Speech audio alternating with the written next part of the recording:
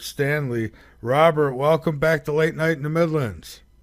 Hi, Michael. Nice to speak with you again. Well, it's great to speak with you as well. And just so you know, I took myself off camera on Skype because I'm on camera on YouTube. So I have to Sure. pick. I can't let them both. That's fine, man. That's fine, but welcome. So everybody could see you. You're on here with me, and it's good to have you back. Thank you. Good to be back. I mean, it's a mixed blessing for me. I honestly, I love speaking to you guys, and I just wish I had some really good news. Once again, I feel like Paul Revere. It's like the robots are coming. The robots are coming. I'm really serious. This is not funny. I know I'm laughing, but it's otherwise I'd be crying about it. It's like this is a really serious problem that we're facing, and that's why, I appreciate you having me back on to discuss this topic. Oh, absolutely. You know, I've never been disappointed when you've come on. You've always got deep information. I mean, you really get people thinking, and I appreciate that. Oh, thanks. Yeah, I'm glad things are going good for you. I mean, I can tune you in on TalkStream Live. I think that's what it is, TSL. I Yeah, can hear you perfectly here in Hong Kong through my smart device. nice. But yeah, it works really good. Well, good. And yeah, you've expanded the network. You've gone from a radio show to a network, which I did for a while. I guess I should correct my bio. I mean, it was so much work, Michael, as you know, Yeah. to do a show and to produce a radio station, a streaming radio station. It's not that easy, and sometimes life just gets in the way of these things. So those are on hold right now. I don't do either one of those things actually right now. Oh, okay. Yeah, well, I'm lucky. I have a couple people who are great. They help me out Excellent. big time with the station. Ira Robinson, his wife Jolene, they're big time helping me. So I appreciate it. You're right. I mean, it's impossible to do something like this by yourself and do it right. Yeah. Yeah. Yeah. It's just plus, as you know, it's also expensive. People don't understand, it's not only all your time, but the equipment Yeah. and the streaming services. I mean, all that stuff costs money. So I do hope people are contributing to keeping you on the air. Well, yeah, absolutely. Actually, we got a couple donations tonight, and I appreciate that from everyone because that's really what keeps us going.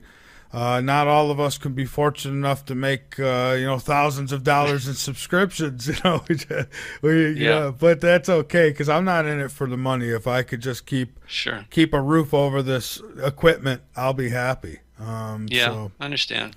So tell me, Robert, Yeah. what's new in your world? Oh God, it's actually okay. Again, this isn't about me. We're talking about our world here is Right. becoming increasingly controlled by the Luciferian agenda. Most people don't understand that, and that's why I'm trying to help putting it into context.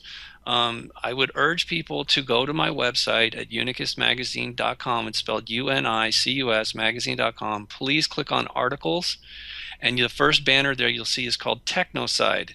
That is a very important page. And the first link there, it gives you a book about synthetic superintelligence and the transformation of mankind. And this is all part of the Luciferian agenda based on my understanding of it, which is secular. Okay, I And I'm going that's to just share that link right now in our very good. chat room, Thank you. both chat rooms, as a matter of fact. We got one going on YouTube, which I don't participate much in, but it's Yeah, there. And then we've good. got on our website here. So I'm going to do that in both of them. Right. So obviously people can look at it for themselves, and I encourage them to do that. But to summarize it here on the radio, what I would say is that one of the researchers that I respect greatly, that I only met recently, like late 2014, is when I first started reading this man's work. His name is Wes Penray, and I know I've told you about him before. And I do have a special section on my website in the library where all his works are available, or you can go to his website at wespenray.com, which is spelled Penre, penray.com, Wes Penray. But he has written some research papers, and they're all free too, by the way. When I say paper, each book, each one is the length of like a 400-page book. And they're totally free. All It right. I sounds mean, I like know sounds like my friend Ryan Gable when he writes something. It's it's long, yeah, yeah, but it's a complicated situation. We're talking about the history not only of Earth, or I should say, he is talking about the history of Earth, but the environment that we're in, which is this a galactic empire that broke apart and it caused a civil war. So there's two rival empires that are fighting each other and have been for some time, and that, from a Christian perspective, it's called the War in Heaven. It was obviously initiated by Lucifer, who's also known by many different names. I guess a lot of people in your audience would know him as Enki. And I also look, I understand up front, people who've read Sitchin and accept that Sitchin's readings of or interpretations are correct will say, I've got it. You would tell me, hey, Robert, you got it backwards. Enki is the good guy. And I would say to them, no, sorry. He was lying when he told the priests, the Sumerian priests were lied to, that, Enki's not the victim. His family's not evil. Enki is the perpetrator. His family is still good. His brother is also known in Christian terms as Michael. And so it's important I preface what we're talking about here in that regard, because Enki is a real character, and we're part of his empire, which is the rebel empire. And it's one of the reasons we can never get a straight answer on anything. And it's why they've burned whole libraries and kept the truth from us for so long. They and don't want us to know.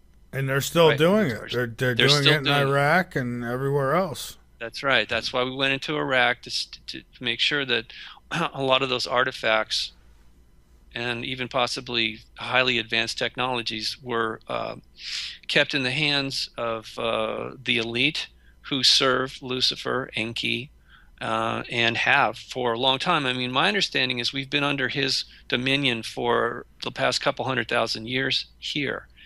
And he's done a tremendous amount of damage to this planet, to basically turned it from a paradise planet to a parasitic planet. And the reason I'm telling you all this, okay, again, is because when we talk about advanced technologies that are now emerging in our infrastructure, such as artificial intelligence, nanobots, etc., that is all the work of Enki, or Lucifer. He put that here a long time ago. And the reason it's re-emerging now is because, well, I know you and a lot of your audience are familiar with the latest rumors of super soldiers and a secret space program. Oh yes. All right, so it's gone from actually being a rumor to be, I think, fairly substantial. I would agree with that, especially the secret space program. Now, Yes. the super soldiers, I believe in that totally. I just don't believe in every single person who comes. No. Yes. Good point, Michael. Yeah. Yes, the people that come forward are just distracting from the real deal. In other words, they have to tell people, so they're trying to get us to be aware of it, but only in the way that they want us to. They're just telling us this much. And again, the people that go out there, I don't think they even know the truth. They believe what they say, obviously, or they wouldn't be effective at Right. speaking, right? To telling people these stories. But is it the whole story? Absolutely not.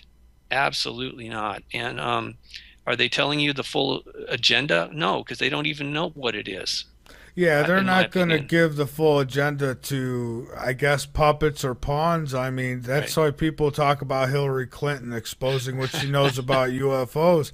Yeah. I don't even think they tell her all that because No, she's of a course not. puppet. Yeah. Well, okay. There's a possibility. Somebody I never heard of before, I just came across the other day, had said something really interesting, that within families like the Rodhams, who go way back with the dark arts in England, that within a family like that, it would actually be considered a privilege if one of their own were to be traumatized through whatever means to the point where they literally the soul would leave the body and another entity could come in. A walk-in. Is that? Okay. Yes, I guess that's a term that most people would be familiar with. I'm fine, whatever you want to call it. It's like beyond possession, okay? Yeah. Although the entity would take possession of that person within that family that is serving the Dark Lords. Because if you think about it, it makes sense. It's like now their family has elevated its status because one of their family members is literally embodying one of the Dark Lords. Yeah. So when this is no joke, was Oh no. recently there was a Russian doctor saying, or somebody was saying that Hillary seems like she's possessed, and that may have been the case all along. Just people didn't recognize it, and the reason we're seeing her being so fanatic, or it being so fanatical and sort of desperate to take or retain control over this psychotic empire, is because they do have an agenda. And most of us are going to have a hard time with this. But as I said before, there is a galactic civil war going on. We are on Enki or Lucifer's side of the equation, which makes us a legitimate target. And Lucifer is upgrading us now to serve him as going forward in this conflict. And that's why the secret space program and the super soldiers exist in ways that we can't even imagine quite yet, although I think we can talk about it. We obviously don't have access to all the information, but I can tell you this. The bases on the Mars and Moon were not built by us. They've been there for a long, long, long time. No, Most of those things were destroyed by Enki and then rebuilt. And so bringing us out now is just, okay, officially, we are going to start building a village on the moon and a colony on Mars. That's just the official version. There's obviously things that already exist up there, including people from Earth.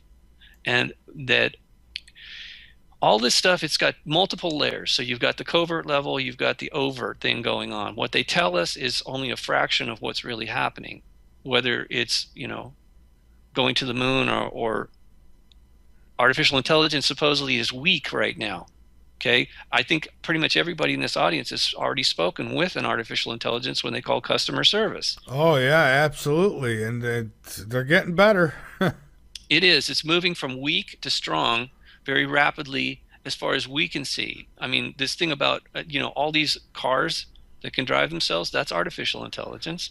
And the Yeah. thing is, they're all networked too. They have that ability, which means that they can share information very rapidly, just like we do. But one of the things that people need to understand about artificial intelligence is really synthetic life. It Yeah. mimics natural systems. It's based on biological systems. So, in other words, it learns. It has to adapt in order to survive. So there's basic rules that are written there up front, but it has the ability to learn and adapt, and ultimately to defend itself. Some of these things that I report in the page I was referring to, Technocide, are very disturbing. Lethal autonomous weapon systems are real. That it's Yeah. not a movie. It's not Terminator movie. This is Well, this is why they've mapped out the human brain. They said yes, that they were real close at one point to finding the God particle of the brain, and yeah, and yeah. this is why they were doing it. So I think that while they've come out and said that they're working on these technologies, I think they're far advanced in some of them. I would agree with that. Yeah. One of the things I was researching back in the early 90s was the work of Dr. Beater. He was a lawyer in Washington, D.C., and he had said that there were synthetics or robotoids that had been discovered how to be built in the former Soviet Union, and also eventually in America. So in other words, he was saying there was a secret arms race going on with these android type clones that they were using to replace political figures and others Yeah. that they wanted to control. And essentially these things are puppets, but they look real, and they are real to some extent. They're just not fully human. But the part of the breakthrough was a holographic photograph, or screen capture, I guess you'd call it, of a map of a person's consciousness as it relates to their brain. I mean, the brain is not the seat of consciousness, but if somehow energetically they were taking a holographic image or capturing the essence of a person's brain and then downloading it into a neural net, Yeah. it's really disturbing to me to even think that that With could be the happening. with the ability to continue to learn, from my understanding, that these Yes, yeah these artificial intelligence, whatever you want to call them, technologies, they could learn and learn they and do. learn. They Yeah. have to. In order to be autonomous, they have to, right, at some point learn and ultimately become self-aware. Yeah. And so this is the whole idea where it it starts off weak like a child or a baby, and then it becomes strong like a human. And that's once you create the child, though, that's where it's headed. That's its natural evolutionary path, and it's happening.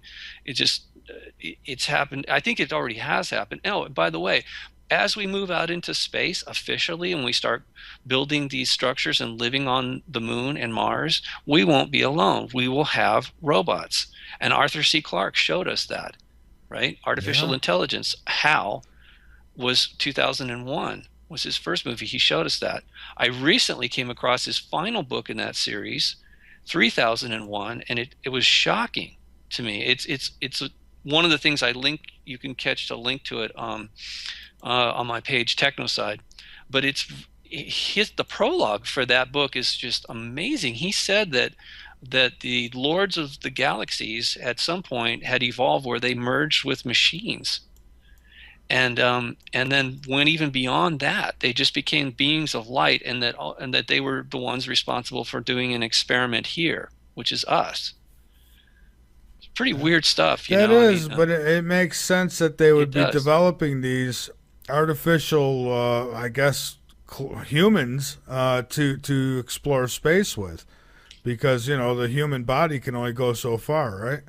uh, as it's currently configured, it can Right. go much further into space, and it will as we are upgraded and become part of what Kurzweil is calling the singularity. Which is And this is happening. part of the benefit. It's like a benefit. Okay, look, you want to be smarter, right? You want to be stronger, right? You want to be able to travel in space. Okay, well, then here's what we're going to do. You take a chip in the brain, and then we'll activate the nanobots that are already in your bloodstream, you Yeah. know and it'll repair you, it'll reconfigure you, you will be transformed. This is what transhumanism really is. It's transcending the human condition as we currently know it. However, I should say that we are a monstrosity, and that was all done to us intentionally by Lucifer and his cohorts when they kidnapped or took over this planet. Part of the thing was they killed the life the forms that were here. The humanoids that were here were peaceful. They were highly telepathic. They could biolocate.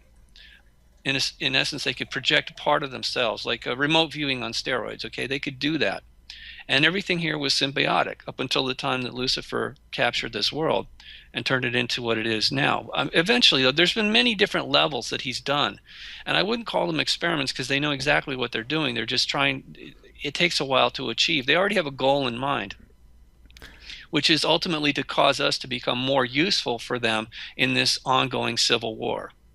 And when you say Lucifer, are we Yes. talking about one all powerful entity, or is this a I don't know, a gang of them? Well, yes, he's got an entire crew. So He has his minions. It's like, look, it's like when we talk about a president has an administration. yeah, Yeah, he's got a royal court, and it's a pyramid. He's the all-seeing eye at the top of the pyramid, and everybody under that serves him. And look, right. let me back up, Mike. Let's put it this way for people who haven't read the work of Wes Penray, is that allegedly Lucifer, also known as Enki. I mean, he has dozens of names, all right, and most of these are titles. They're not a personal name like Robert or Mike. It's not like that. Where like Lucifer Is means the light bearer, Enki means Lord of something. It's like he's got titles well, because he's George. royalty. Yeah, I I he's royalty. I think of George Soros, and not even to be funny. I really do. I think of George Soros when I think of, Satan's minions. Well, there's a distinction too. We should probably make, okay, I know from a Christian perspective, people say there's Lucifer, and when he came to the earth, it was Satan. Actually, my understanding is Lucifer Enki is autonomous. He's independent. He's sovereign. He's the ruler. His son, one of his sons, is Marduk, also known as Ra, is the one that's ruling here for him right now, has been for some time. And that's the person we call Satan. So there's a difference, but there's actually a connection. They're not separate individual entities, okay? They're all family, and they all work for the same empire. So getting back to what I was saying, originally Lucifer was born in the Orion Empire to the queen, and so he was royalty to begin with. And at that time, he was still benevolent. He was sane, and but his birthright was that he would be someday he would be the king of the empire, naturally. However, at some point, he was badly traumatized and he went mad. He literally suffers from multiple personality disorder. And he also is possessed with, I mean, he's infected with mental parasites. Again, from a Christian perspective, they'd say he's possessed by demons. But he created those things inadvertently. When he went mad, he part of his consciousness manifested these mental parasites. And so he self-infected, and but he also went on to infect others. So in essence, he went from being a builder of worlds to a destroyer of worlds. He and the beings, or the crew, the original crew. And at that point, when he finally returned home, of course his family couldn't let him be king of anything. He was mad, and that would have been completely irresponsible. So he said, fine, if you're not going to let me be king, I'm going to create my own empire, which he did. And that it was the beginning of the war in heaven. And that war is continuing today. It is going on, and it makes us a legitimate target. And this is why the Great Flood occurred here. It was done deliberately, not because of the passing of another body, a planetary body. It was done deliberately to us by Lucifer's family, because he had made such a mess of this planet. At that time, we would call it Atlantis. And he had created so many genetic freaks and monsters that his family said, look, we're going to wipe this completely clean. We want you to not interfere. Just step aside. And he agreed to that, but he didn't tell him that he was going to secretly preserve a portion of his experiment, I guess you call it, and his slaves, and restart the whole thing here once the flood was over. So in essence, what we are is the new Atlantis. I see. Now, let me ask this. Now, I read here when I was reading some of the material that you sent, said the biggest cause of society's change today is that people no longer believe in Orthodox religion. And based on pretty much what you're saying with war in heaven and so on, could it be that people have distanced themselves from what would be the truth because that truth has been kept from them? I mean, through maybe even the church, the Vatican, yeah, places like that. I mean, they've kept it so to a point where people have lost faith because they're not finding the answers. Well, yeah, because faith, technically speaking, something that is faith-based means that you don't want facts, that right, you're accepting what someone tells you without getting any factual evidence. Right. Which is, it's not, we're rational, logical beings. We can comprehend information if it's presented to us. But if it's withheld, then all we have is faith. And that was done deliberately.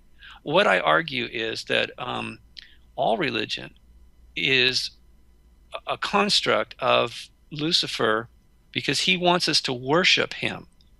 If you recall, part of the narrative is he didn't want to be subservient. He didn't want to serve God. He wanted to be co-equal. He wanted people to worship him as well.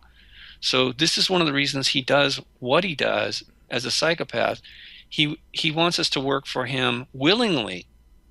And they do this to us in many, many different ways. Some people are okay with it. They understand that he's in charge, and they know that they get something from it by worshiping him or idolizing him or literally loving him.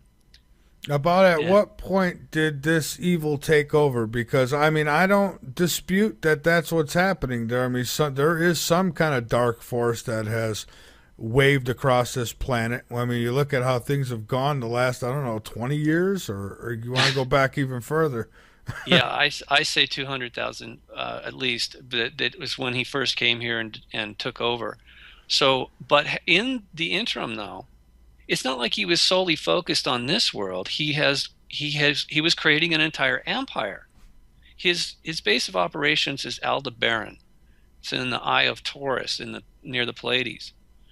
But so he definitely is interested in this particular planet and solar system. Although when they first came here, they wrecked the entire solar system. They really did. They blew up that planet that used to be beyond Mars, which is now an asteroid belt. They wrecked Mars, devastated the moon, and they did that because they were taking over. They didn't just take over this planet; they took over this entire solar system And through there, violence, warfare. there's what would some would call evidence that nuclear weaponry was used on Mars. Yeah, I've exactly. yeah, Dr. John Brandenburg. I point that out a lot because I mean the guy's got credentials and Yep, but yeah, it wasn't us.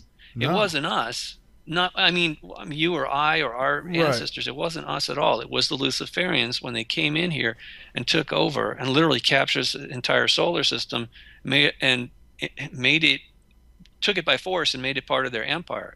And so we've been that way for a long time now. In the interim, though, there have been times when various avatars have come down here at great risk to themselves and tried to inform us, tried to intervene on our behalf.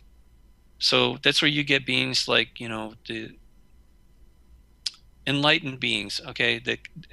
And unfortunately, their messages usually, after they leave, their messages is perverted or distorted or manipulated to be something completely different.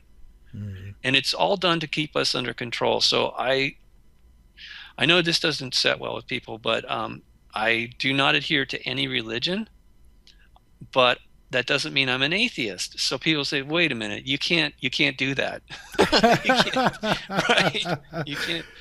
But I do. I'm telling you, that's how I operate, and it served me well because look, I was fooled by Enki for a long time. When I first met him, he appeared as a being of light. I thought he was a god or maybe even God himself because he said he was the Father. And it took, I didn't realize who he really was until 2014 after I was reading Wes Penray's papers. And, Wes and I don't always agree on everything, and we've actually become pretty good friends, and we share a lot of information because I think we're coming from the same place. We want humanity, we want ourselves to be free of this insanity, right? So we've kind of helped each other to have a better understanding. In other words, we shared a lot of pieces of the puzzle with one another. Yeah. But he was reading his work was the final piece of the puzzle I needed to finally recognize. Wait a minute, that guy that confronted me up in the mountains was actually Lucifer, the light bearer. Okay, because he was so brilliant the way the light was coming off of him. And for Christians, you would understand Satan can appear as an angel of light, and he does. I mean, his son, Satan, Lucifer's son, Satan, actually is an offspring. So naturally, he can light up in the dark too, or just whatever. Oh, so he's got a son too. Well, he does. He's got many. He's got a lot of children, but specifically this one son that he has here on Earth that he created naturally when he came here. He see, the thing is, when he says he's the father, he's saying that because he feels that he created us. And in fact, he didn't. He took existing DNA and he manipulated it in a laboratory to genetically modify it and create a version of us. You see, this is a distortion, this is a perversion. This is why he's also known as the father of all lies. I see. He's So where did he actually? I mean, where is he from? I mean, we're obviously talking about an extraterrestrial, right? he's extraterrestrial. an extra dimensional shape-shifting humanoid. Oh He's my not goodness. exactly he's not a mammal the way we are. He's an amphibanoid. So and his family is, mixed. There's a mixture. I mean, there's so many different races, or I should say type, species type of humanoids. You got wolfen type, you got the amphibanoid fish man, you've got reptilians, reptoids, you got regular mammalian humanoids. It's just insectoids, right? So And stuff. probably about everything you could think of that lives on this planet, they're probably in different forms around the universe, right? Absolutely, absolutely. So, and yeah, I mean, even look, the first life forms here were humanoid, but they were very different in the sense that they were taller, stronger, they were telepathic, but they were also hermaphrodite. Hmm. And so they didn't need sexual reproduction in order to procreate. They literally could conceive on their own. Wow, we're almost there now. And we're headed there again, yeah. And so, but a lot of this is so where's Lucifer Enki from? It was originally from the court of Orion, somewhere in Orion's belt. That is the core center of the Orion Empire. And my understanding is that he was born of virgin birth by his mother, the queen. So, but the king, his father, we see this in metaphorically in the movie about Thor Hmm. on Asgard and his brother Loki. Loki is another name for Enki or Lucifer. His brother Thor would be Michael. The father Odin is Anu or Enlil, King Enlil. And this is where it's a little confusing because you have all these different names for the same people. But Loki, if you remember in the movie or the storyline, it's actually taken directly from Nordic mythology, the three worlds. Hmm. But Loki always complains that he's the adopted son, right? That's part of his gripe for his justification for being such an ass is he's like, well, you don't really love me. I'm not your biological son. Yeah, well, we adopted you. Anyway, the point is, uh, the queen married the king only to bring peace to the empire. Supposedly, that this was a business deal, a merger between the empire of Sirius and Orion merging together. So these are very different beings. I mean, she's a reptilian and he's an what do you call wolfen humanoid, but they're still humanoids. They have consciousness. They have heart. They have families. Um, Were they do all created by the same creator, or is this something that's like, I don't know, like someone created us and now it seems yeah. like our mad scientists are creating other things, Well, you know? okay. So that's a good question. It's still unclear to me exactly who is who in all of this, but some entity created the entire universe that we exist with all this in it. However, it's a fractal. There's an infinite number of universes, to my understanding. So, and I don't think it was one creator that made every universe. I think there is a particular creator for each universe. And the reason I say that is because each one of us organically is a seed of light.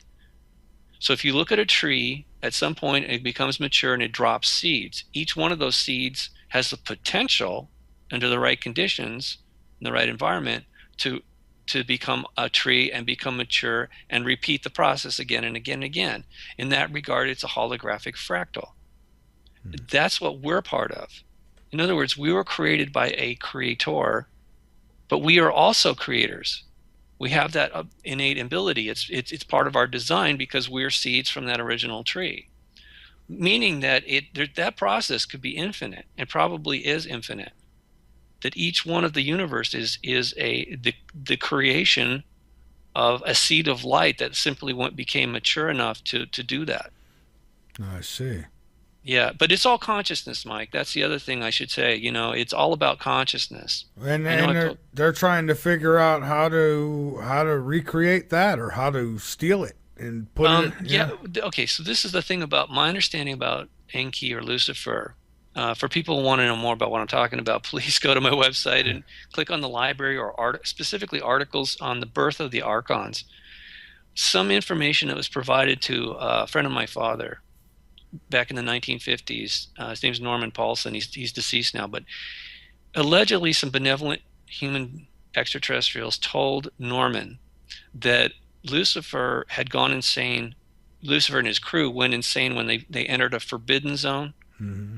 and that they were so badly traumatized by it that they literally went insane. They suffered from multiple personalities, and they also inadvertently created these mental parasites I was telling you about and infected themselves. So this is a problem, and I think it explains more accurately what happened to him, why he went mad. It's not just because he was being egotistical. I see. You Now, see, there's some folks asking questions. I'm sure. I had one gentleman say that I guess basically in a nutshell, some people think we never went to the moon and that it's not possible to get off this planet. Well, the radiation belt is one of the things that come up in all that. What do you say? I mean, I strongly believe that they have technologies way beyond worrying about any radiation belt. That's my thoughts, anyways. What do you Hmm. think? Yeah, I do think that we were allowed to go there this much, and that's why we never went back. At least we haven't been allowed to go back up until next decade. It's all on the drawing board right now. This is in the public domain. If anybody wants to know what I'm talking about, again, go to my articles and my website and click on digital deception. Go to page 4. And there's a series of articles that show exactly how the timeline is that the European Space Agency, the Russians, India, NASA, they're all going. They're going to use 3D printers to take material that already exists on the moon to create habitats for us to go and live. Now, the thing is, there's already buildings on the moon. They appear to be in ruins because of, again, we're talking about this warfare that happened a long time ago. So I'm sure that more and more information is going to come out on that as we move out, as we're permitted to begin leaving Earth. Yeah, and see, my thoughts on it have always been this. I think that we did go to the moon, but I Hmm. think that the footage that's shared with us is not Oh the yeah. actual footage, and that's where No, it I has to stand. be. It has to be censored. You're right about that. It has to be censored. They were the Masons were allowed to go to the moon because they were given certain information, key information that was needed here, technology and information that would be useful to serving the Luciferian agenda. And I know that sounds weird because out of context, most of what I say sounds strange, but there's a reason for it. Like I said, they don't give us anything without there being a price to it. And it's all done to serve their agenda, not ours. It's not like technical innovation. It wasn't Kennedy's idea to go to the moon in a decade, as he said. Not at all. We're all essentially pawns here. Well, that Uh, was part of his speech. I mean, face it, the speech was written for him. So, yes, they were said, this is what you're going to say, and he said it. You know. yeah, exactly, and that's true for all politicians. And again, Michael, this is one of the reasons that I do not worship any deity because they're all in a position to lie to us, That's and right. they've been doing so for a long time. So, and the thing is, they've programmed us to look to an authority figure for answers, whether it be a god or a president, a politician, um, priests, Well, in the politicians, 80s, right? it was hairspray rock bands, and yeah, I mean, they've moved it along. It depends on what a certain generation is into. Right, exactly. But they always create an icon for us to look up to worship or work for, right? In other words, we can't come to any rational conclusions on our own. We can't analyze this And It, that's why these politicians will bring like rock star or not rock stars but pop stars or whatever up on stage with them to speak because they yeah. know that that idol is going to influence thousands of young Yes, that's minds. the right word, idol. That's right. We worship idols. But see, we don't do that accidentally. That was done intentionally to us. We are part of us is programmed to respond to that. It's part of the mind control that they do to us. I mean, it's actually soul control. It's beyond just our body. They actually do um, have an ability to control us on a soul level if we agree to it. And this is a really big issue, okay? I want to be very clear about this. The metaphor is Eve eating the apple. Lucifer seduced her. He tricked her into agreeing to do that. The reason he does it that way, and that was a metaphor, okay? That's not, it didn't begin there and it didn't end there. That was, Sure. it's just, yeah, okay. You know, I want people to understand that it's just the tip of the iceberg. He does that to us on many different levels, just like he did to me, like he lied to me. I mean, it was half truth. I'm the father. Yeah, okay. But it works, and so you agree to. It's like, oh, you're here to help. No, actually, I'm here to control you. But you can think whatever you want. But the reason he does that is so that in a higher court, let's just say the court of Orion, if he's ever brought to trial, he can say, look, they agreed to participating. They agreed to worship me. Yeah. Okay, so Well, yeah, because ignorance is no excuse, for right? the law, you're right. Yeah. Legally, it is not an excuse for the law. You cannot use that as a defense.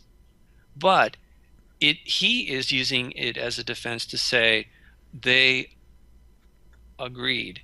Well, yeah, All he's right. using it as a weapon, really. In essence, yeah, he's Yeah. using it against us because he knows he can. And more importantly, in his psychotic view of things, he feels that he has the right to, that we're his property, we're his children. In fact, we owe it to him. He is our savior. From his twisted perspective, that's what he really believes. So, in a sense, and a little put a little metaphor on here, there a little, but so then you'd get a guy like Monsanto who would take a blade of grass, Mm, genetically modify it a little bit, and now he owns all the grass because he yeah, made that alteration. yeah, good. That's a good analogy. Yep, Well, so yep. he thinks he's And got and the patent on human beings. well, and that's going to be the problem once we go into the singularity where everybody is connected to the central computer. You Hmm. know, I mean, at that point, there's no escape. There is none. And that's why they Yeah. call it a singularity. That's Sir Kurzweil came up with that. The term was originally designated to black holes. It's like, so if this is a black hole, right?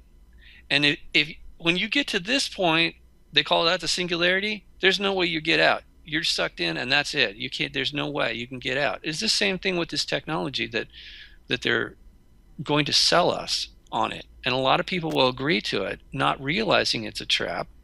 Yeah, okay, so you can live forever in a cyborg body. Your soul consciousness has been downloaded, and it can be downloaded again and again and again and again. But okay, what kind of life is that exactly? I mean, where you're part of the hive Yeah. collective, serving Lucifer? No, thank you. I'm really.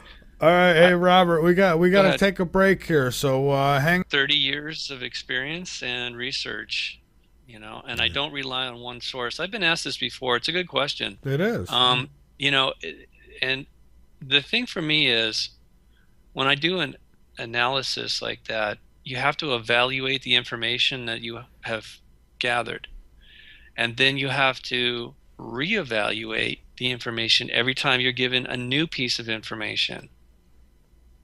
That's the only way that you can actually make progress, in my opinion, when it comes to a matter that is so convoluted like this.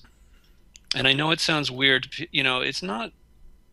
I would classify what way I'm presenting to you is a unique perspective based on my own research and experiences. And people are free to disagree with it, or they're free to learn Right. from it.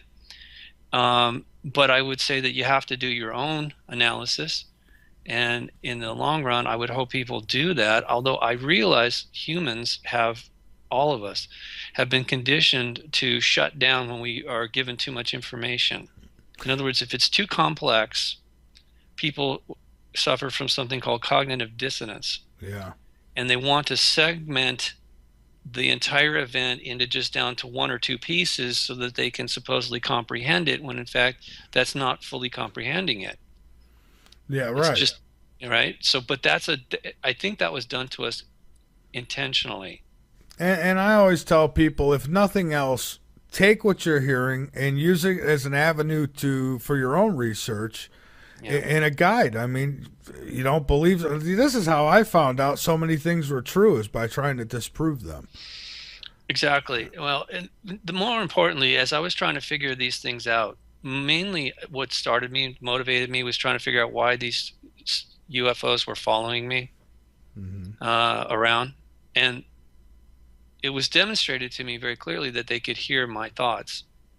And so this was like, shattered the illusion of privacy, made me curious as to who they were, why are they here, why can't they just have a dialogue? I mean, it's really frustrating. Well, that's what I don't like, is the secretiveness. And I always say, okay, well, I always want to think that there's probably good and bad in everything that exists: dogs, cats, trees, maybe even ETs.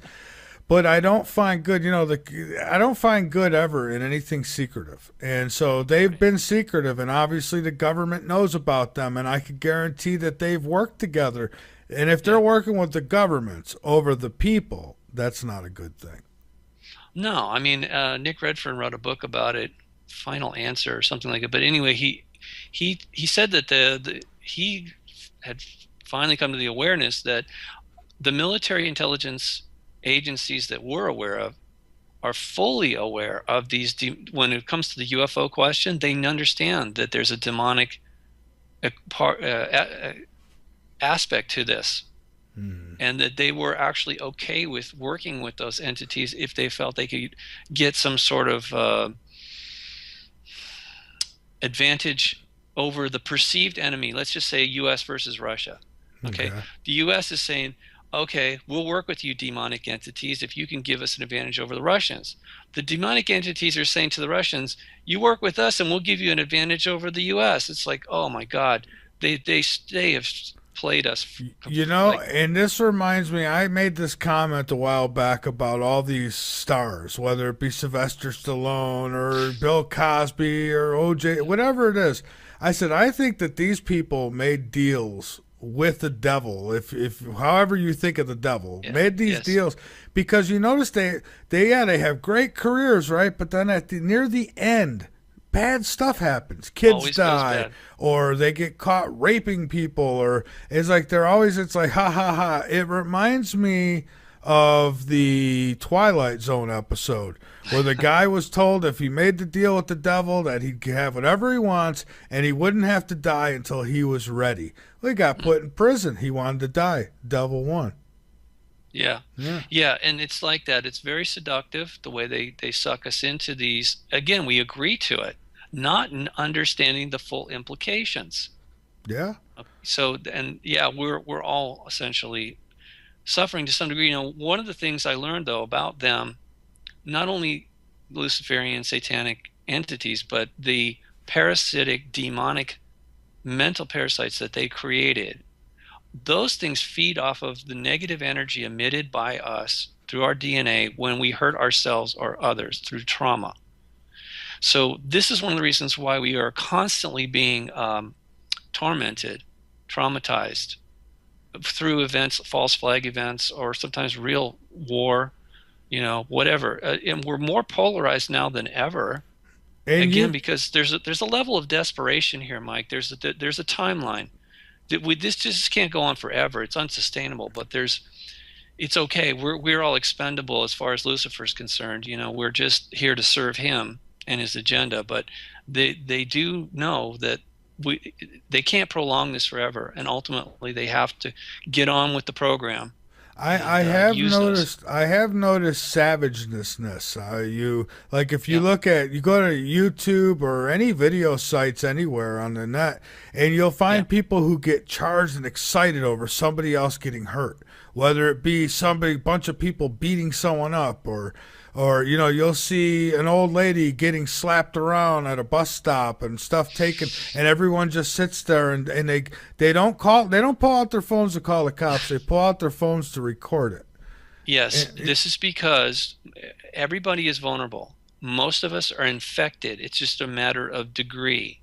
We are infected and we are affected by these parasites. These mental parasites are constantly influencing us. Plus, they're putting out all kinds of other stuff, in the biological realm. It's not just a spiritual mental thing. They're attacking us with HARP and chemtrails, etc. But somebody the asked about CERN too, so you know. yeah, just a minute though. Okay. The thing is that all of these things are based on or initiated from a psychopathic mentality. Psychopathic is the polar opposite of empathic. What you just described there, that scenario of a woman being beaten up and the people just sitting Yeah. there videotaping it for their social media, those people are on some level psychopathic. If they were empathic, meaning that they were literally feeling the energy of that woman, the emotions of that woman being beat up, they would take action to assist her. They would never let something. That's one of the reasons that I jumped into that situation with that boy in Malibu. I didn't know those people, but I felt emotionally connected to that boy and his grandparents. It's like, you know, That's because uh, you've still got that human element. I'm Brett. I'm empathic. I haven't lost it. I haven't lost it. So therefore, I am not completely Luciferian. And I think it's an important distinction. People that are psychopathic are pawns of the Archons. They are Luciferian, whether they admit it or are aware of it. That's what they are. Now, since you mentioned CERN, a lot of scientists are puppets or pawns, and they don't understand it. When they're being influenced and they get these bright ideas to do these things, and they think that they are somehow helping humanity when in fact they're harming humanity. This is again all manipulation coming from the Luciferian side. Yeah.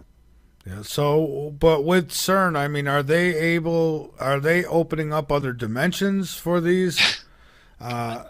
Uh, that's, you know, some say Yeah, yes, others I say, know. yeah.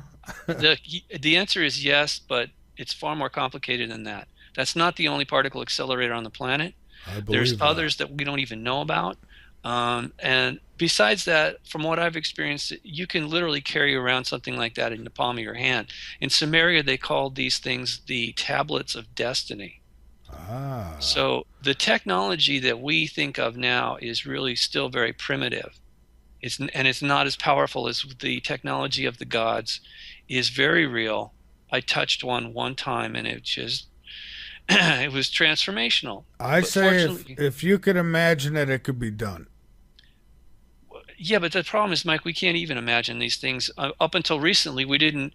What Arthur C. Clarke said is absolutely correct. That advanced technology presented to primitive people like ourselves appears to be magic.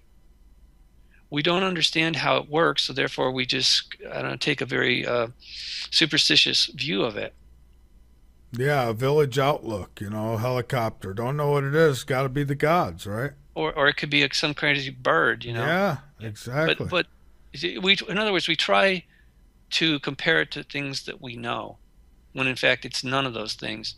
It's something different. It's something unique. And again, this is why I've always felt that it's important for me anyway, in order to get to the truth, that I don't conform, that I don't need to be participating in religion, politics, or philosophy. I'm aware of all those things and I study them, but I don't feel like I understand why people do this, by the way.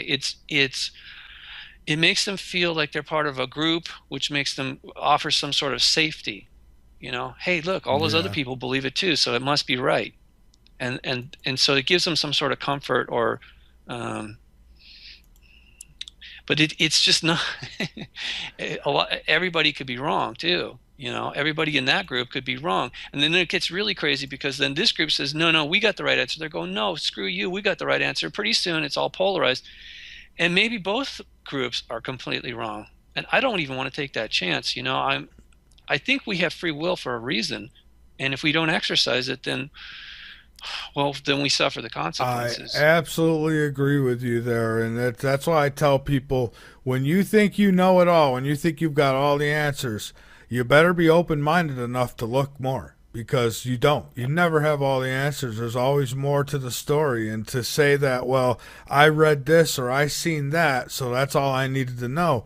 You're only seeing what's being allowed to be revealed. It's what Yeah. you don't know, what you're not seeing, that you really need to know and see. Yeah, in 2011, I'd come to an impasse. I'd completed my second book about the covert history of UFOs and extraterrestrials in Washington, D.C. Hmm. And I knew, especially from writing the conclusion of that book, that there was a satanic Luciferian force in Washington, D.C. that was running the show. And Yeah. it was really disturbing for me to have that awareness. And I wanted to have some sort of, I felt so unresolved by this. So at that time, I still thought that the father that I'd met, right, the being of light, I thought he was a good guy. So I mentally visualized him, and I sent him a message, because that's how it was working for me at that point. And I said to him, could you please help me understand what's going on here? I just can't, it's beyond me, you know? Can you please clarify what is happening here? Help me understand. And I don't know if this was coming from him or not, but you got to understand that part of him is still good. I know this sounds crazy, but he was not always like this. Part of him was originally a builder of worlds. He was a god-like being. And just because he's insane now doesn't mean that, he's completely gone. There's part of him that, I'm just saying, it's possible that might explain what happened next. I started to get impressions, like impulses, that I needed to review things. And like, for example, I'd be in a bookstore, I'd see a book. There's a book by Carlos Castaneda. I've already read it. And I'm thinking, why do I need to read it? Well, the impulse was, you need to look again. And sure enough, so I pull the book off the shelf, and when I crack it open, I'm looking at it and going, oh my God, wait a second. I just read that the other day on the internet. It's like, hey, knucklehead, you know, here's the answer. You asked for an answer, okay? And I'm like, oh, the flyers, okay. Yeah, that sounds right. That sounds right. And then like, wait, just be patient. Because I'm thinking, no, there's the answer. No, that's one piece of the puzzle. And so more pieces started coming together, until one morning I was taking a shower, and suddenly I go, oh my God, I literally flashed back to I said, wait a minute, we've got pictures. I know I've seen pictures of those things. It was Trevor James Constable took pictures, infrared pictures, in the Mojave Desert of California, and he got these things. He called them critters or skyfish or something like that. Anyway, he knew that they were living things in the environment that he was taking pictures of, that Are, we are couldn't see with our are eyes. these those rods that I heard so much about? They're like, I don't know. No, No. no, no, no. They're not that shape at all. They look more like like a flat flounder, or a tick, just something that's round. Almost like a bacteria. Yeah, no, they look like an amoeba. Okay, because I think I've seen that before, and I always Okay, thought it was my eyes going wacky no, on me. well, okay, there is sometimes that we get, like, yeah, you'll see like a little something moving across your vision. There's Yeah. actually, yeah, there's something in the eye. This is something different. These things are external. Okay. But the thing is, look, as I've told you before, we have been part of the thing. What they tampered with the DNA, shut off 98% of our DNA, shut it down. It, so if this is the infrared to ultraviolet spectrum, right, we only see a very narrow portion of the middle. If all our DNA was to be reactivated, it'd be like going from dial-up to broadband. We would now go from seeing only this much in the middle to seeing the whole thing. And Hmm.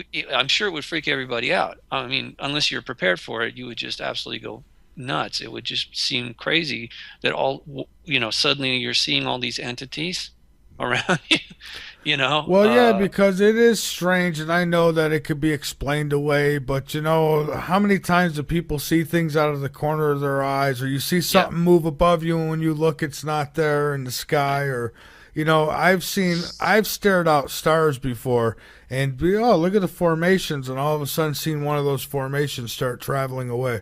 right. So they're able to disguise themselves like crazy. Yep. Well, the thing is, reason I mention the other stuff about is a lot of times the ships are cloaked. They're Yeah. beyond our normal range of vision.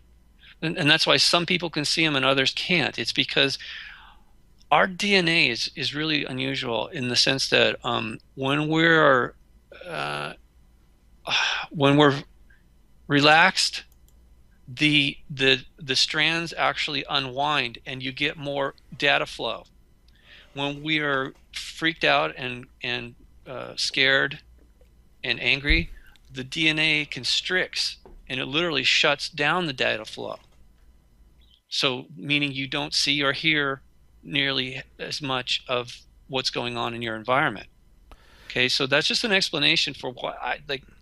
Well, that would make sense because my wife and I seen a craft. It was huge. It went over where we lived, and nobody else seen it. No one else reported it, and you couldn't miss it. If you were No, driving on the road, you had to have seen it.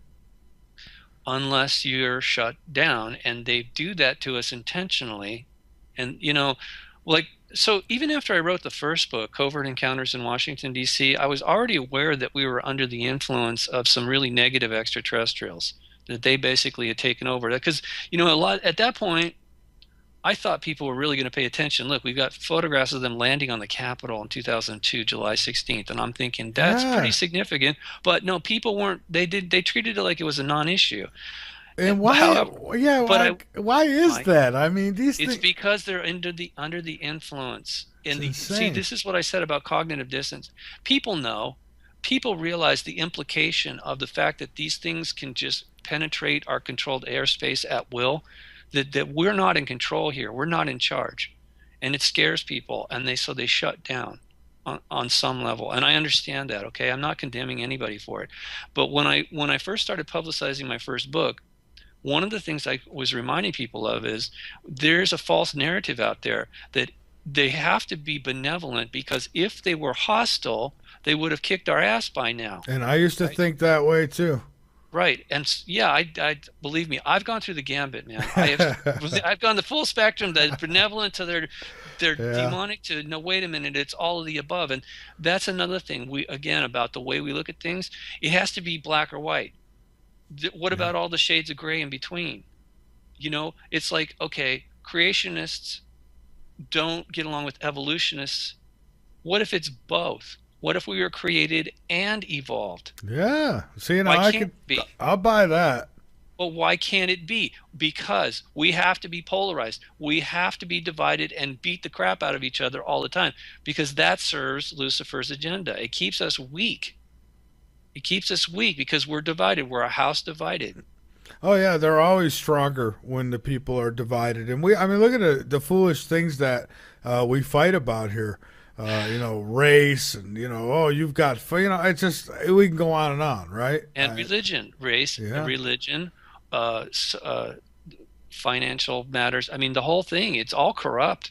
And it's been that way for far, far, far and too it long. and it's all created.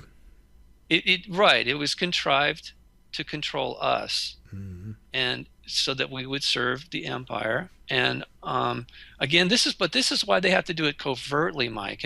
So what we're doing by having this conversation, by doing these shows, putting up websites, it does make a difference. And because at some point we could reach a tipping point on a conscious level where we just literally have broken the barrier, leveraged it to a point where our consciousness simply cannot be contained by them anymore. And if we don't get there, I mean, like I said, we're a legitimate target in this ongoing battle, and I'm not sure exactly how it's going to end. I don't think anybody knows for certain. There's a lot of ways that we could speculate on what's going to happen. Yeah. I mean, as far as the contingency plan, though, I think part of what I was shown is that there was a wave of energy that would wash over the planet and literally reactivate everybody's DNA all at one time. That just could have been just a weird thing, but this is how it goes with me. Sometimes when I ask them a question, I'll get a mental impression back. It's not as clear as like an email with a photograph. Right. But it's similar to that. It's something similar to that on a non-physical level. And because see, I at some point I realized, look, if your guys are gonna you're gonna monitor my brainwaves, that means that you know what I'm thinking like all the time, right? So answer me a freaking question now and then, That's okay? right. I'm going to send you a question. Look, one time I got so mad after doing a show, I went outside and I started yelling at the stars mentally, and then very 12 hours later, a ship showed up over the backyard and I took pictures of it. And then I realized, wait a minute, I was yelling at them the night before. It was a kind of a lame response if you ask me, but that's just their way of saying, yeah, we heard you. I'll be damned because it was after you and I had done a show.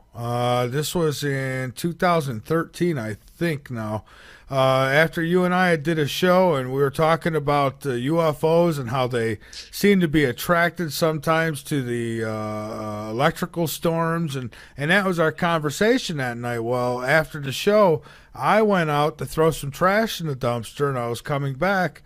And I stood there at the time. I smoked, and I'm lighting up a cigarette, and I noticed something kind of out of the corner of my eye. And I look up, and to my surprise, there was a huge craft just going. It seemed slow. It seemed like it was moving slowly, just gliding through the air above us. And I banged on the wall, and my wife got out just in time to see it as it was going over the trees. So she Wow. knew, I wasn't crazy, but nobody else. I mean, we were in at the time in a trailer park, all right, Uh, and yeah. nobody sees nothing, just us. I Well, couldn't okay, believe but it. even if you do, Mike, even if you see it, like, okay, look, I not only saw this thing, I saw it violating the airspace over the airport because there was a jet, a commercial jet going like it's here, right? Commercial jet goes right by it in a way I it was like, what is going on?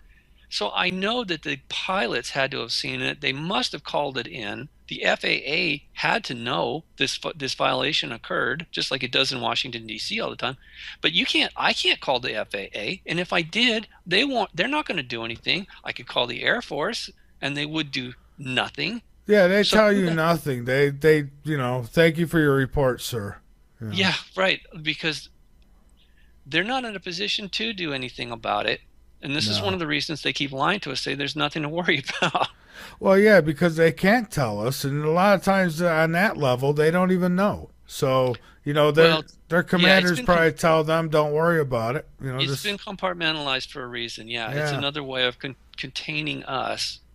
I mean, even the CIA figured this out back in the 50s. They realized these things didn't seem to be a threat to national security, but the public's perception of it was a threat. So therefore, they started controlling our perception through psychological warfare, so-called debunkers and other misinformation agents that were put out into the public. yeah, and there's a lot of those. A lot of them. It's a Yeah, lot of snakes in the grass, man. I mean, yeah. it's a real problem. It is. Now, most folks want to know what would the ultimate agenda be? What are they? I mean, why toy with us all this time? When are they going to finally, do whatever it is they set out to do? It's a natural progression, okay? This has been going on for a long time. There's been multiple levels.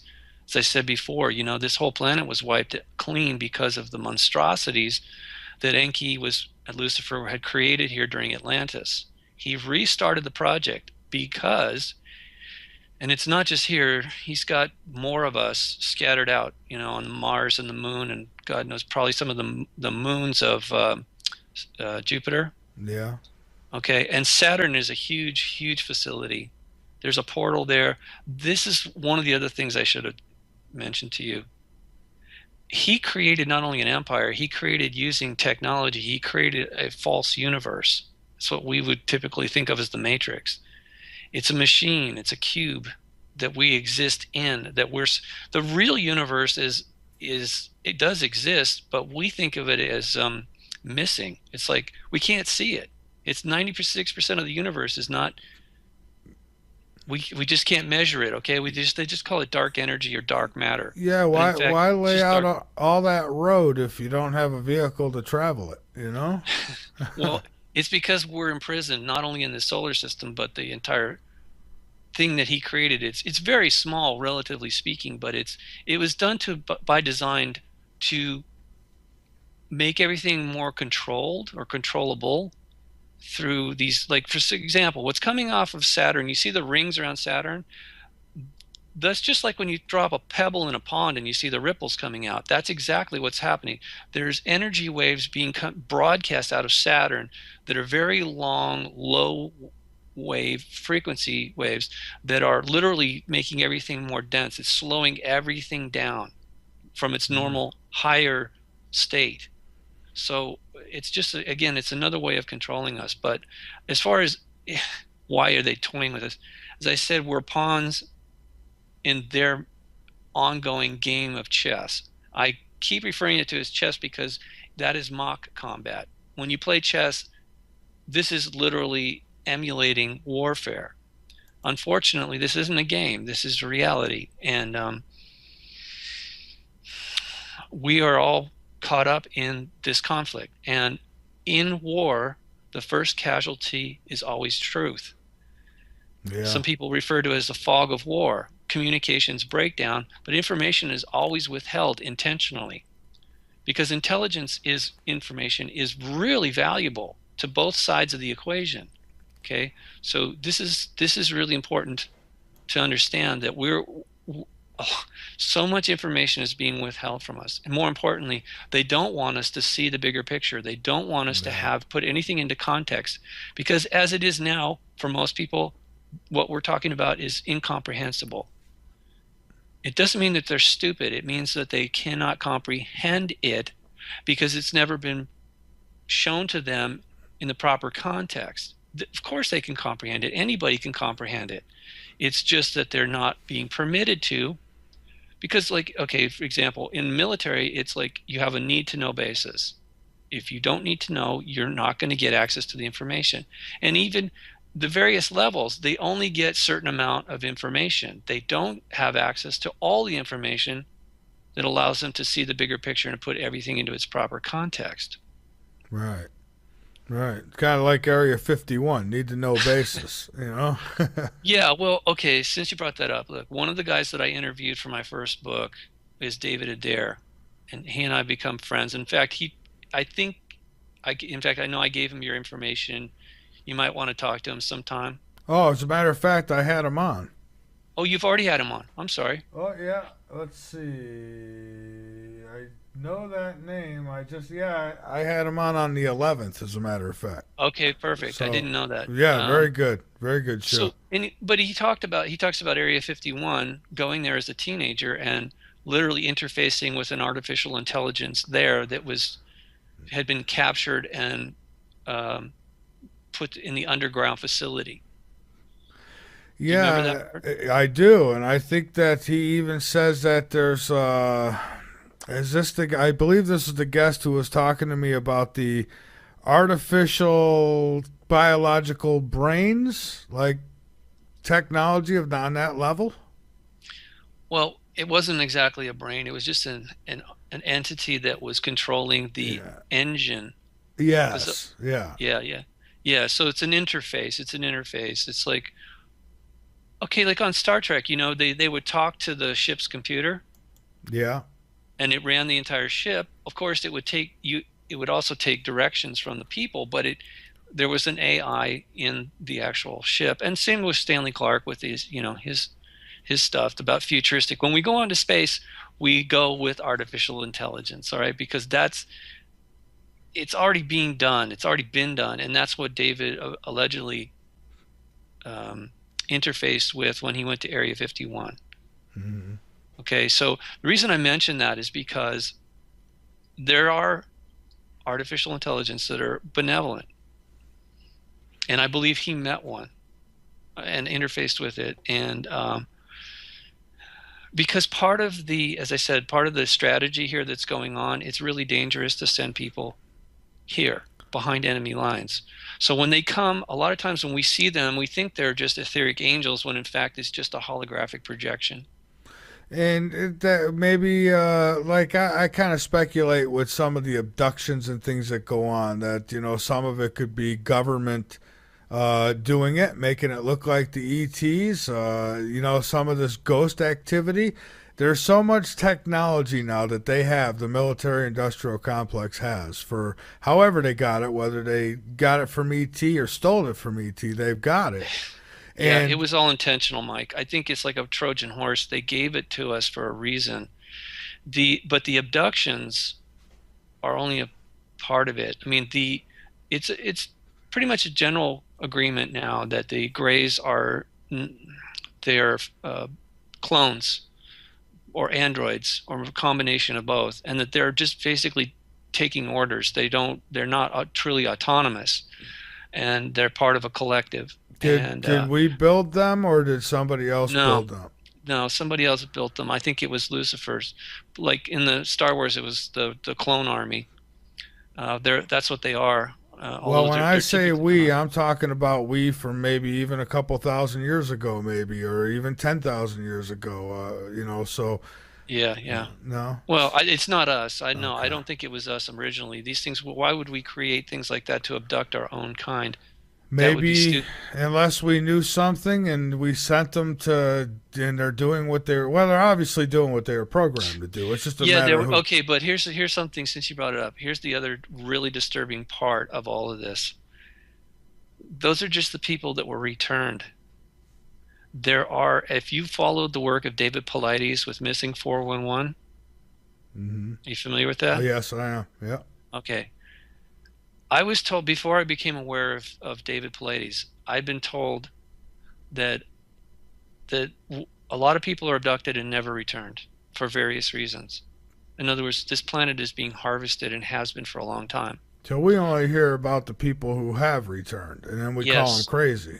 And actually, we don't really hear about it. Most people don't want to admit it publicly, of course. I mean, because that's just inviting more insult to injury. Yeah. But uh, there's a very large number of people that go missing. Quite a few of them are found later, but a lot of them aren't. The And the Nash. numbers that Oh, go uh, ahead. well, the numbers are interesting, but also the statistics, the way that Mr. Pallades has broken it down, is that they are preying on the weak and infirm, young and old. They don't target people that are strong and fully able-bodied. Okay, You're right. because they're predators. And a listener asked about national parks Yes. and whether those are being used actually, because a lot of people go missing, right, in these Right. parks. That's what David Paulides had noticed. There's a higher number of people going missing in national parks than outside the parks. So yeah, that could have been done intentionally.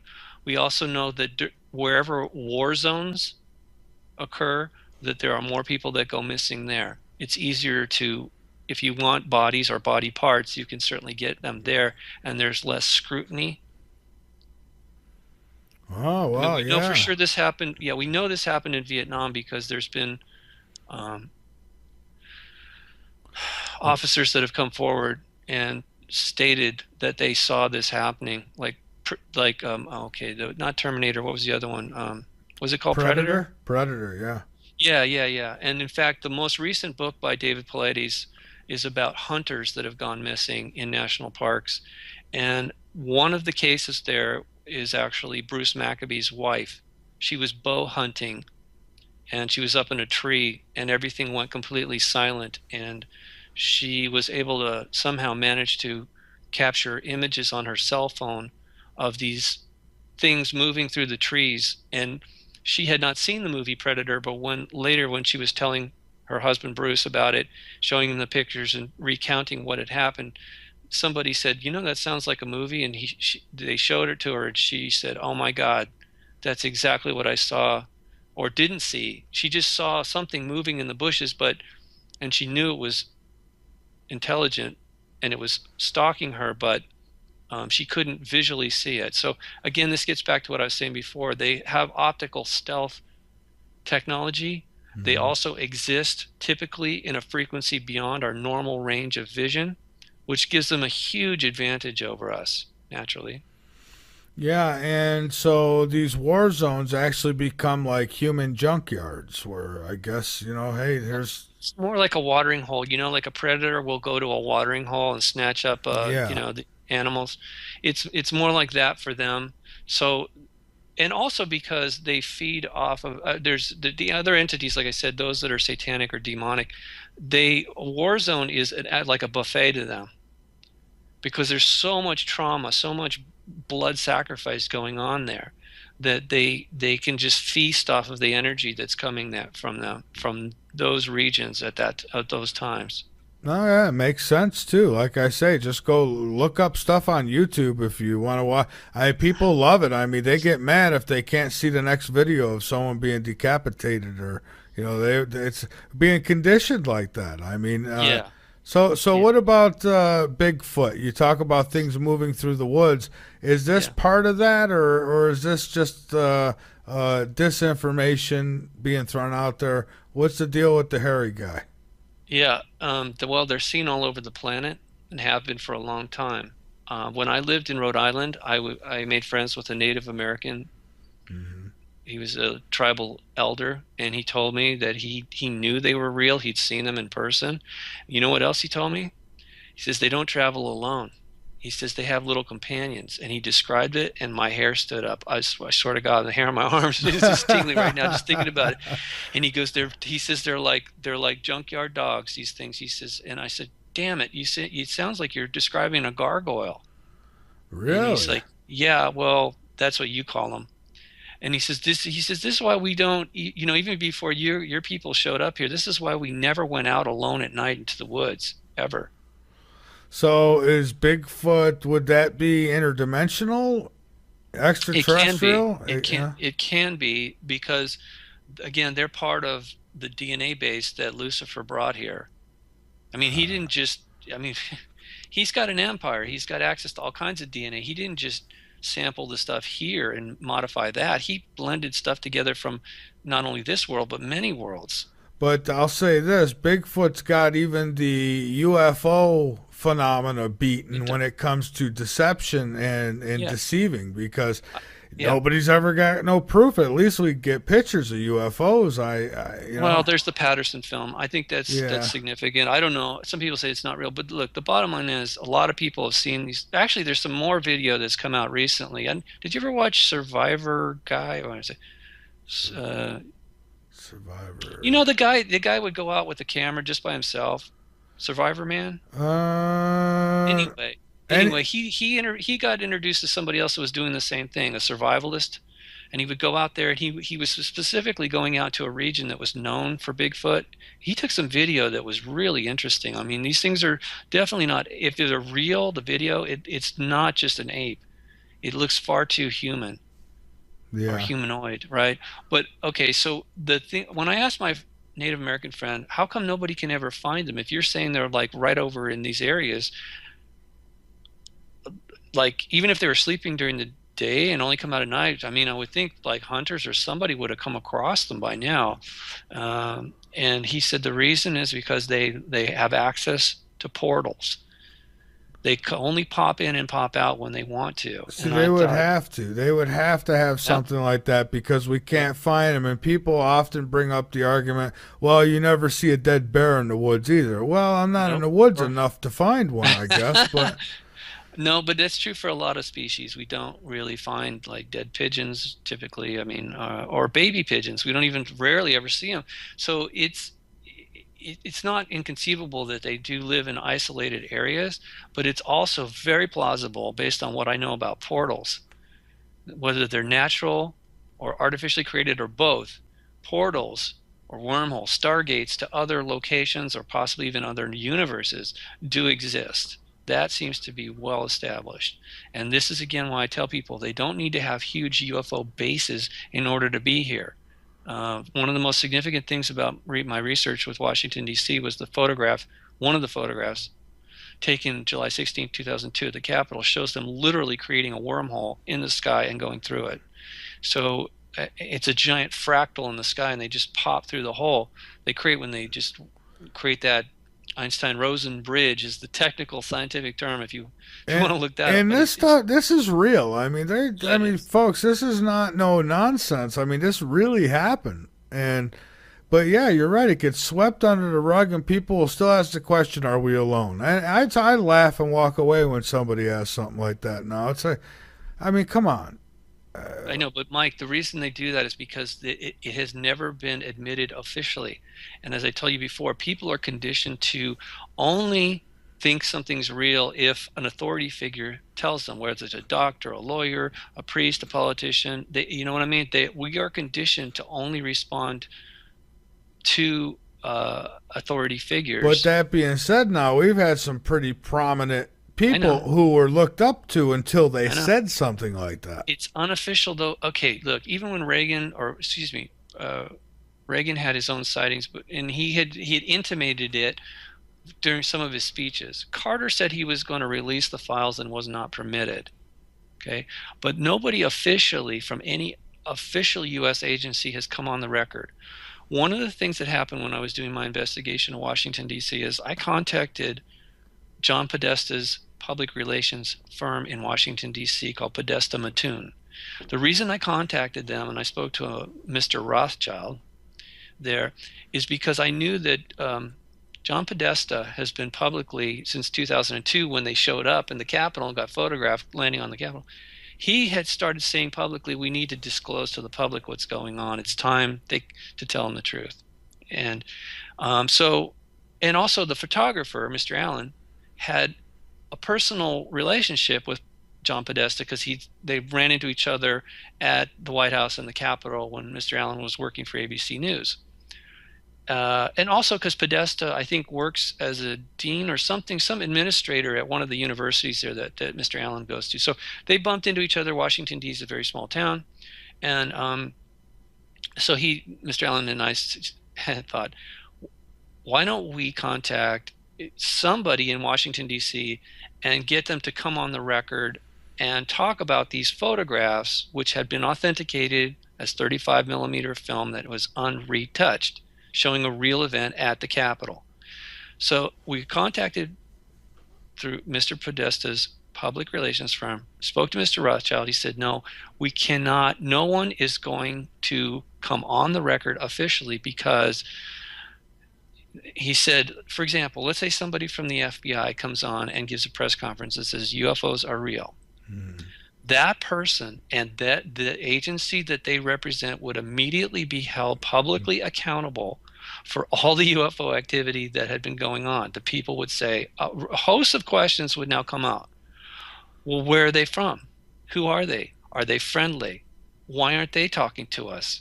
You know what I mean? It's like you can't be a little pregnant here, Well, I'll right? tell you what else would happen too. You'd have a large amount of people would come out screaming, "False flag, false flag!" It's the fake alien invasion, and I say be careful with that because it I might be do. real.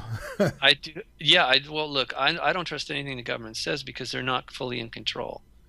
Most of these guys work for secret societies that are all controlled by Lucifer anyway. Yeah, That was, like I said, that was the conclusion of my second book was like, there's just way too much of this stuff going on for it to be accidental. It has to be intentional. And it's ancient too. That's the other thing. It's really ancient. And there clearly goes back to the Vatican.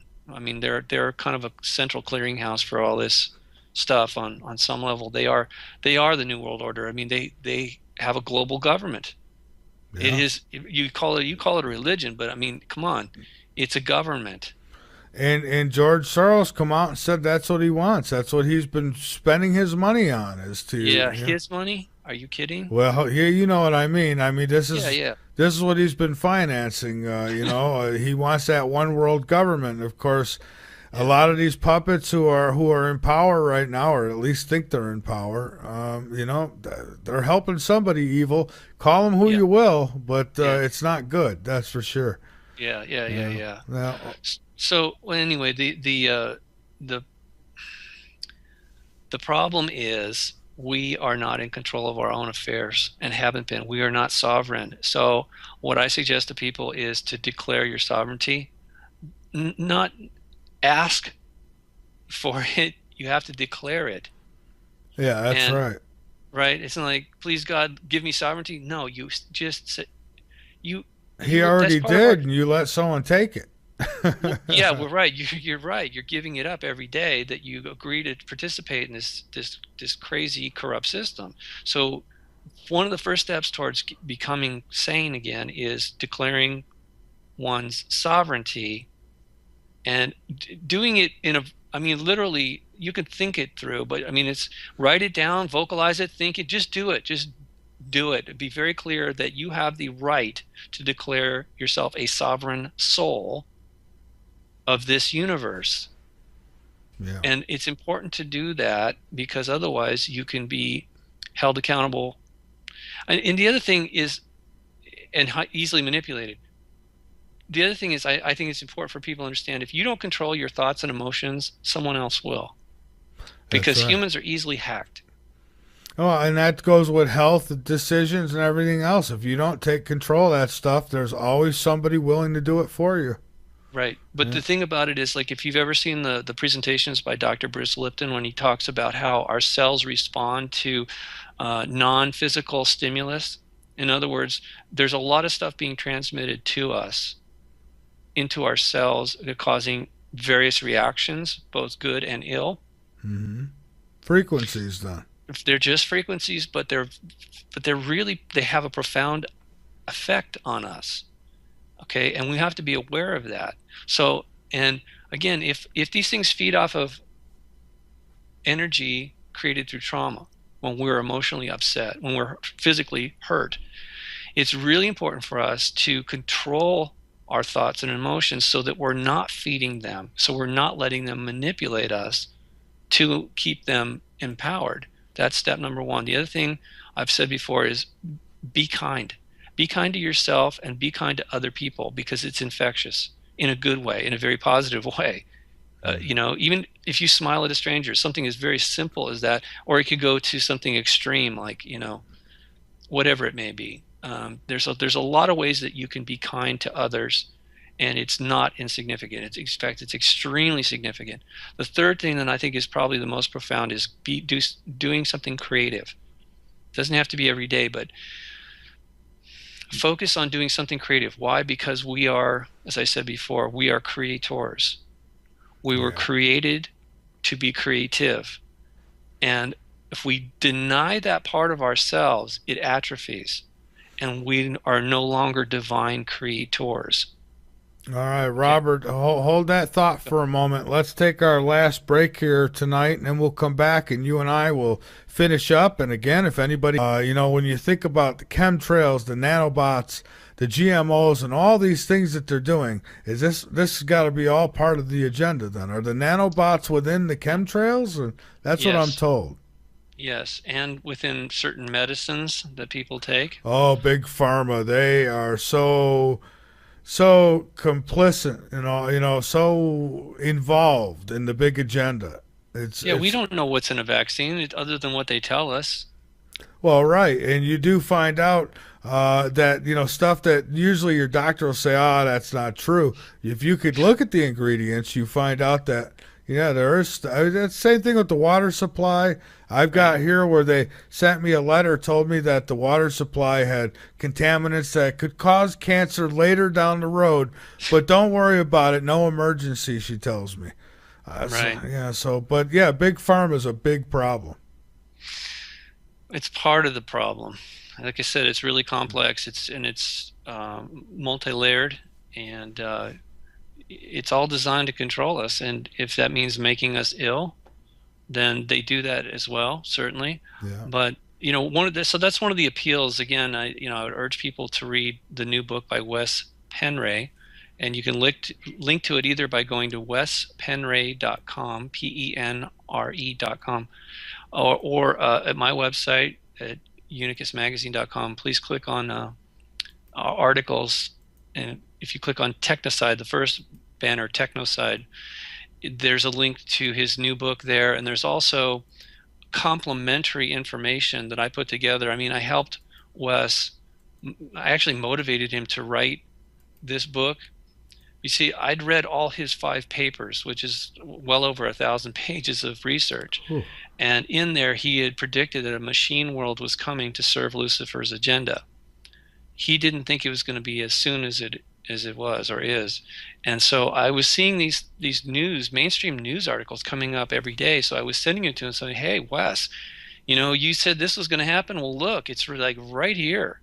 And so I did that for a while, and he goes, "Oh man, I was going to write something else," but he says, I need to write a book about this and warn people. This is like coming right at us." And so we collaborated somewhat on that, but I had already compiled over 300 mainstream news reports that are related to his book, or what he said was what he predicted in his papers. So what I did was, in this page called Technoside, you can see it for yourself. Now, I don't expect anybody to read 300 news articles, but if you just look at the headlines from these news articles, it will boggle your mind what they're admitting to do, have done already, or predicting is coming at us, like in the very near future. Oh yeah, if people would pay attention and look under the covers once in a while, you find where they are coming out and telling you what they're doing, and people just they totally overlook it, like with the geoengineering. This is Right. really happening, and there's proof all over. Companies who you could find documents where they admit that they're providing this or that to that agenda, and people want to overlook it, but it's happening. Yeah, again, it's sort of like too big to fail. That's that concept, right? We can't let the banks fail, so we're just going to go deeper into debt. And this is the same thing with this AI, GMO, nanotechnology, Yeah. singularity, transhumanism. It becomes so complex and so overwhelming that people tend to just tune out and just say, "Oh well." But the problem with that is it means that you've agreed. If you don't disagree, if you don't say, "Hey, I'm not participating, I disagree with this 100%, you have no right to violate me in this manner," they can then say, "Well, look, these people agreed to it." And this is one of the reasons they show us this stuff, Mike. And of course, they don't show everything, but they show enough that it's like people are agreeing on some level. We have agreed to this. I know that sounds bad, but it is Well, it makes true. sense too, though. I mean, people who do, I've had heard people who say, "Well, I'm just going to go, live out in the woods, and I'm not going to worry about it and leave it up to everyone else." Yeah, I feel like people who do that, you're kind of you're giving them, you're saying it's okay. It's like, I'll get out of your way. Just go ahead and do what you need to do. I mean, there's people who just want to ignore the problem. Say, "Well, I don't vote, and I don't do this, and I don't do that. So I don't care about any of that." But the thing is, you're on the same planet with us. So whatever right. happens to the people who do care is eventually going to roll down to the people who don't care, I think. Yes, we do need to be engaged. And again, this is one of the reasons that I do what I do, and I know that's what why you're doing it as well. Is conversations are just the first step. We humans do not try to correct a problem unless they are aware of the problem. And this is what we're talking about here. Is people are, for more lack of a better term, they're blissfully ignorant Yeah. to the real problems that we're all facing, and we are all facing it. Okay, let's be real clear about it. We're all in the same boat, as you said, and it's like there is no refuge. If there was, I'd be there right now. Honestly, I'd rather be on a beautiful beach someplace playing a guitar and just relaxing and They've got enjoying nature. they've got this whole planet mapped out. I'd like to know where Yeah. anyone thinks they're going, where they're not going to be found. I just don't see it. Yeah, and it's not new. Let me tell you, the global surveillance system that they announced back in the, what is it, 80s or something. It's a space-based deal. But even before that, the Black Knight satellite, like, okay, where'd that come from? How old is it? Is it monitoring everybody and everything at all times? Yeah. Is it the only one? No. A lot of them you can't even see. Yeah. Now, how Oh, real was that? I've heard people talk about it, but I mean, is this something that I mean was absolute that we know of? the pictures look real to me, but I mean, it's an old story. This is not Yeah. new. Oh, I It is. know. It isn't a new thing. It's not like a Mandela effect. Okay, this is a real story, but it's only a tip of the iceberg. What I'm trying to say is we're being surveilled using technology, and on another level, what I found fascinating was a conversation that a guy who claimed to formerly have been with the Illuminati, before he got out, he was talking to a friend, a colleague, and they were up on a mountain in Colorado. And he turned to his friend, said something, and he says, "Whoa, shh, don't talk about that. We can't talk about that. They'll hear us." And he goes, "What are you talking about? We're out here on a mountain in the middle of nowhere." And he goes, "No, no, no, no. They're around us all the time. We can't see them." He says, if we start talking about this, which and it's forbidden, they'll report back to headquarters." Ah, well, Okay, so yeah, this yeah. is this is why in the Bible they're called the watchers, because they watch everything that we do and they know how exactly what we're thinking and feeling. So I'm sorry to if that burst people's bubble. I mean, it was done to me in a very dramatic way, but I know that's a reality. And until other people recognize that we are being violated on every level, I just again, people are not going to do anything about it. And I'm not asking people to like get upset. I mean, getting angry is not the answer. That's why I was giving some alternatives about staying calm, being kind, do creative things, but also declare your sovereignty, and meaning that okay, so we don't have privacy, but you can still have some autonomy. You don't have to agree to everything just because it's overwhelming. You don't have to just say, "Oh, I can't deal with it. Don't worry about it." You can say no. I mean, just on the record stating, "Look, I'm not in favor of chemtrails or nanobots." Nobody asked me Yeah. about that stuff, and so I would consider that a violation. And it's important to. It's like filing a police report. Okay, at some point the police will do something about it. It may not be the perfect thing, but at least it's better than nothing. Okay, doing nothing is definitely not the answer. Well, that's right. Doing nothing. I mean, you might as well be helping them, in my In opinion. essence, you are. In Yeah. essence, you are. You're emboldening them, and